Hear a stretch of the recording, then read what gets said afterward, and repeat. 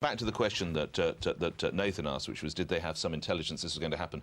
Your sense is they knew something was going to happen. They didn't know who, what, where, when, why or how. Well, this is, of course, why we need an independent inquiry as well, under subpoena as well, so that we get witnesses and documents coming out under oath to establish exactly what happened. Do you want my prediction? We have been through all of this before with the Warren Commission report. No matter how many inquiries there are, no matter how many things established, whatever truth people will accept, there is always going to be a group of people who say, this isn't the whole truth. There's always going to be somebody. With the case of the Kennedy assassination, that group of people who said we were not told by the whole truth by the Warren Commission was actually the US Congress. The final, most detailed inquiry into the Kennedy assassination was by the US Congress, and they concluded that there, and I quote, probably was a conspiracy. That is the final word. Now, nowadays, you know, nobody likes to admit that, especially not in America, because they've set up this theory, they've set us this concept of people who don't agree with the American government, who think the American government lies, and they call them conspiracy theorists. And it's very important for them. This all started with the Kennedy assassination, but actually it's pretty much established now by historians that Lee Harvey Oswald was not acting alone, that there was a conspiracy. Let's move from Kennedy. I'll come to you in a second. I'll come to you in a second, Nick. Can I just pick up on this intelligence aspect? Real briefly, yep. Yeah. In terms of 9/11, there are a number of intelligence whistleblowers who said they were stopped from investigating these people.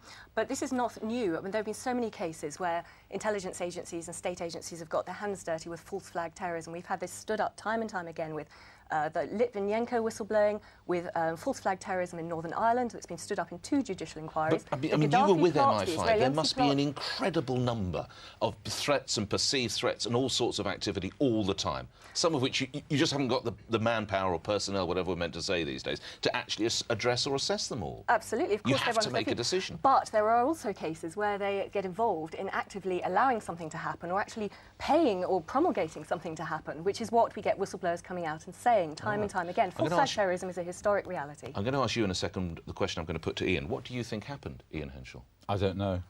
I don't know. I think... You don't buy terrorists? Yeah, I think very likely. The question is, I mean, everybody says, well, we all know Osama bin Laden did this. That may be true. The question is, who was pulling the strings behind Osama bin Laden? For instance, now what I did in my second book was I did a lot of research into the paper trail, and you find this amazing... Osama bin Laden lived a charmed life. It was the CIA who helped him get out of Sudan, back over to Afghanistan. There was a guy from the Defense Department trained his personal bodyguard. You know, they organised his... He was right in there with the CIA right through to 1997. OK, we've got a question about the bin Laden involvement, which we'll come to in just a second. Annie, briefly, before we go to our next question, what do you think happened? I honestly don't know either. This is precisely why we need a new inquiry. I would say, though, that there are hundreds, if not thousands, of expert witnesses out there who are questioning the official account, and also the family members, the survivors, the eyewitnesses, and the Isn't that just sick, grief? Isn't that just grief that they can't accept? Well, let's bear in mind, 62,000 of the first responders in New York are now ill because they were lied to by the Environmental Protection Agency in the US on the orders of the White House to go in and try and look for survivors. They were not given protective clothing. But that's a separate issue. It's nothing to do with the idea of this being an inside job or there being any complicity. No, but what I'm saying is that these people also deserve to know the truth, and that's why the 9/11 truth movement more widely around the planet, which now constitutes millions of people. Millions of people? Yes, are saying that we need a new inquiry to get to the bottom of this. How many millions? Well, how do you count people on the internet? Well, a lot of people on blogs so and forums, but very few people in mainstream journalism. There are many, many politicians now coming out as well. We have people like Yuki Fujita, the head of the opposition in the Japanese parliament, who's saying, you know, let's ask them questions in their parliament. We've had Michael Meacher in this country. We've had a number of European ministers, people like Andreas von Bülow or... But for everyone that says there's something a bit fishy about it, there are an awful lot in terms of percentage who say no, it was a conspiracy. Of politicians. Yeah, it was a conspiracy, but it was a conspiracy by Osama bin Laden. Yeah, politicians love having conspiracies by outside enemies that they can then spend a lot of time on. Hold on 1 second, Annie. We've heard the name bin Laden come up again, and we've got a question on that. Stephanie Goussain. Stephanie. Yes. Do you think that Bush's relationship with bin Laden is evidence of conspiracy? OK, let's go to Ian again, because you did bring bin Laden into it first. This is, of course, the links that go back. Yeah, they helped bin Laden's relatives get out of Saudi Arabia, get out of America and back to Saudi Arabia in the days following the attacks. But wasn't that for their safety? Yeah, would have been physically attacked. I'm explaining why the lady asked that question. I don't think that's direct evidence. No, I think the real smoking gun is there in the CIA.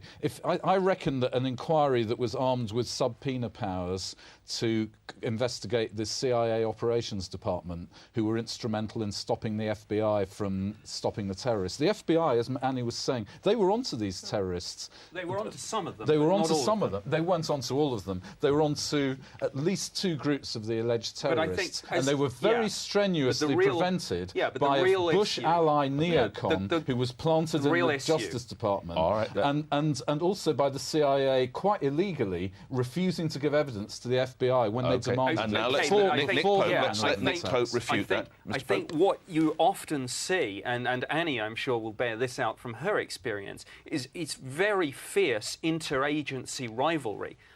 Just as MI5 and MI6 in this country are at each other's throats sometimes, the CIA and the FBI very often do not get on, and critically, of course, don't share information with each other. There are huge rivalries, and I agree there are problems with information sharing, but none of this makes it an inside job. Wendy Grossman, in a second, Wendy Grossman, are you troubled by the relationship of the Bin Ladens and the Bushes and CIA involvement?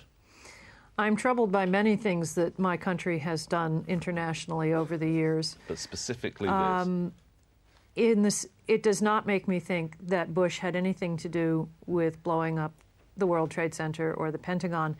One of the things about Americans is that as children we are sort of taught to be Americans with a quasi-religious fervor.